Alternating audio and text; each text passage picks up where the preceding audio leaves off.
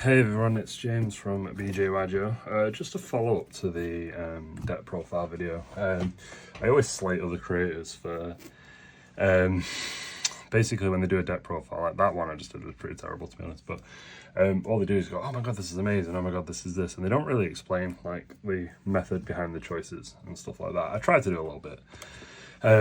So I just want to go through like a little bit of a quick little run through of why, like, what all the cards do, a couple of like the combos. It's a mid-range deck, you don't really have many combos, everything's pretty linear, and you know, just explanations as to why you play like certain ratios and, you know, stuff like that.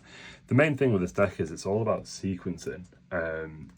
So because we're in a format of a lot of hand traps, and like Droll is popular, even though I don't really think it should be, because it's the best deck in the format unless it's Fire King. They don't really lose to a Droll on its own. You need Droll plus something else, because unless they go specifically like Bonfire first card, the Droll's not really doing too much.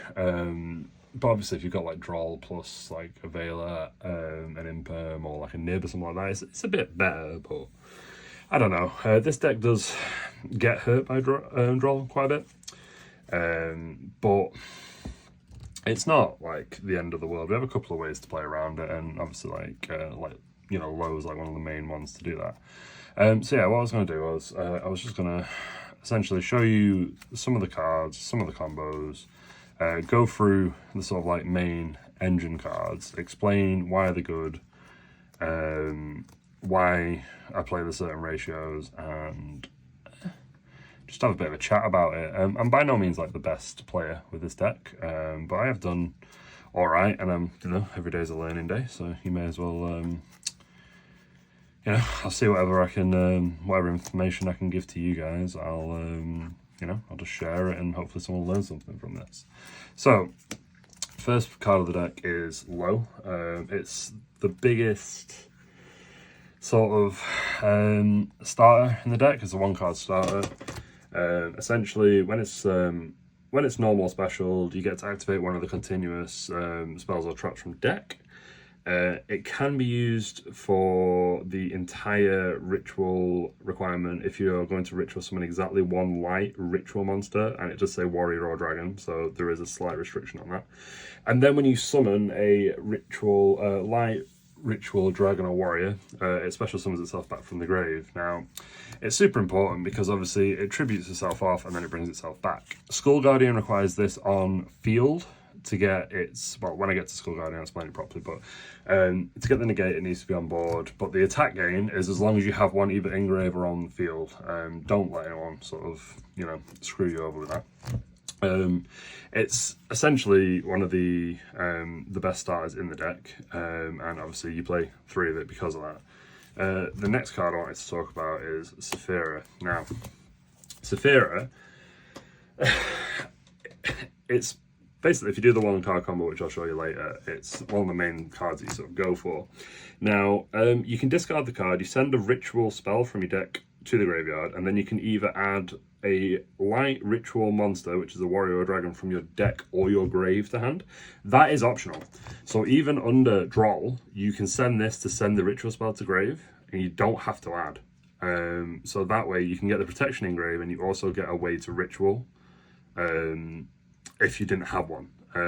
It does feel a bit dodgy doing that, and obviously under Droll it can still add from grave, which is pretty good. So you can use your Saravis to protect from targeting, use this, add it back, and then you've got it back for the next bit of targeting.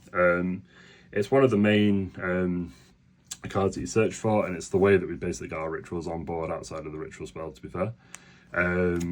So yeah, when it's in grave, you can banish it, and you ritual summon one light ritual monster, warrior or dragon, from your hand by attributing the monsters from hand or field which levels exceed or equal.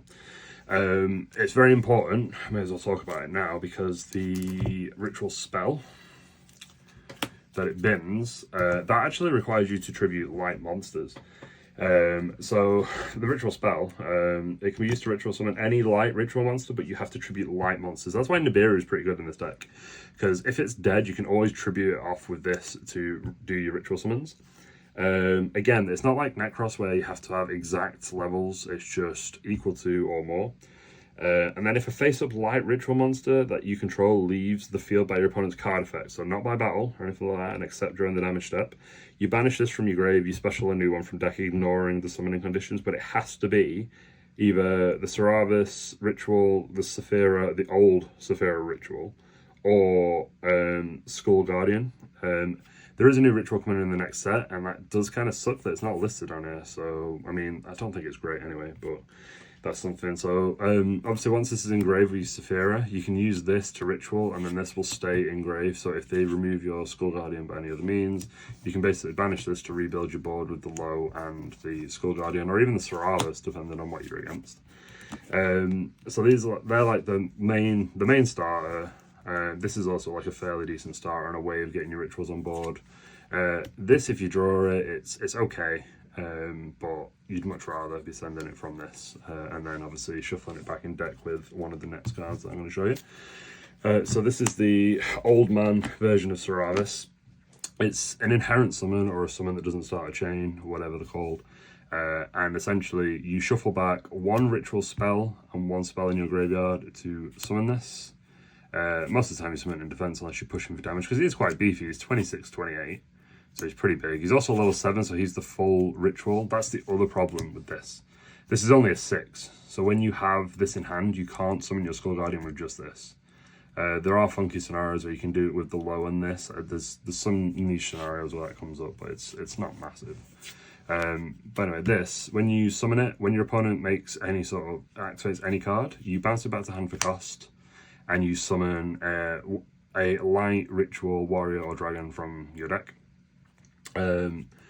So most of the time you go for Saravis, because then Saravis can negate a summon and then bounce back to hand, and then you have targeting protection. But if you're really struggling, you can summon the Skull Guardian. And it's just a way of putting your spells back in deck, but you always want this in circulation. You don't really want it in the grave. Next set, we do get a card that adds it back. But for now, if this goes to the grave, there's not really any way to recur it. So you want to try and keep this in circulation as much as possible, but avoid putting it in the grave if you can. We'll go for the rituals next. So, Skull Guardian, it's level 7, it's got 2050 attack.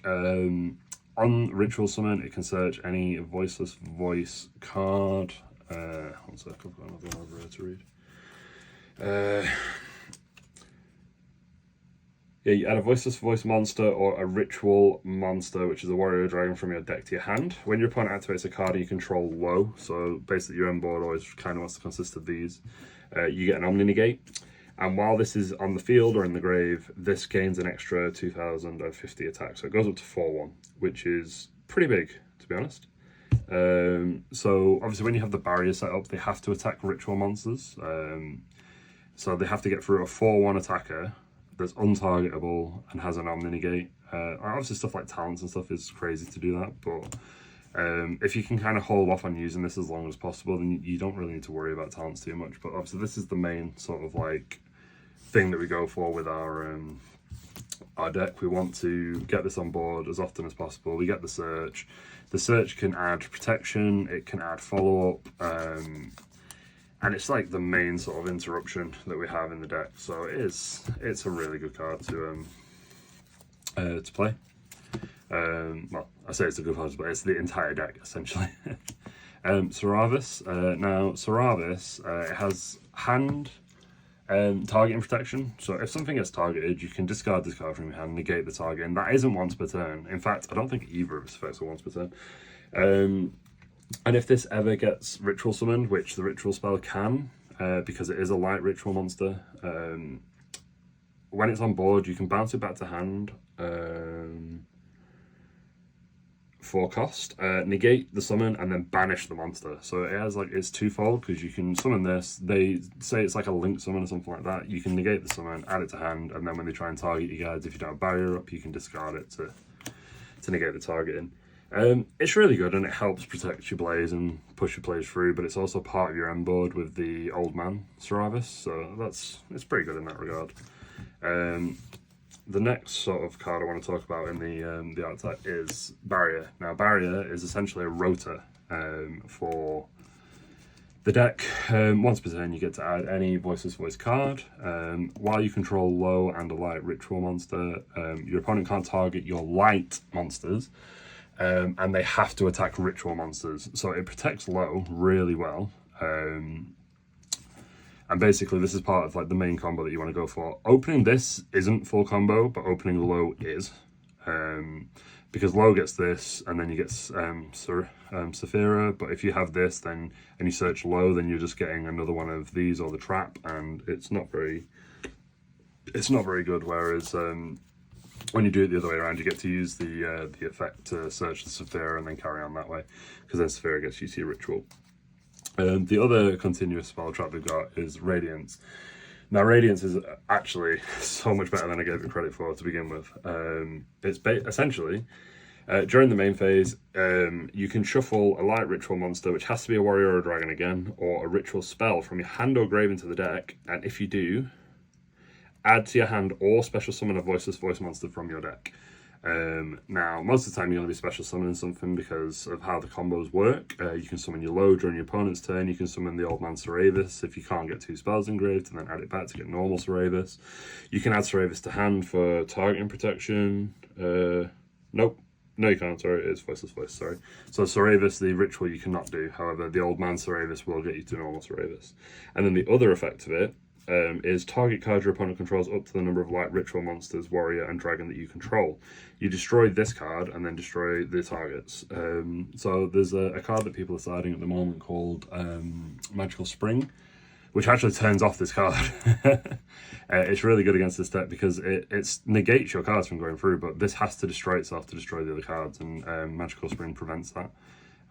So just keep that in mind. It's quite a good card. And then these two just, they're not part of the engine, but they are part of the, well, they're not part of the main engine, they're just part of the deck.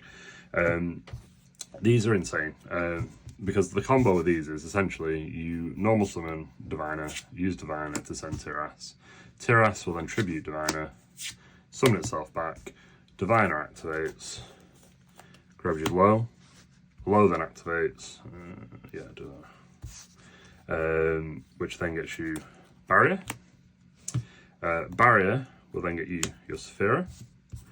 You discard your Saphira, which then bins the ritual spell and adds a ritual monster. So this is like one of the main plays with Diviner, and essentially the low play, you ignore the Diviner, but I'll show you that in a minute. You then banish your Saphira, tribute your low to summon Skull Guardian.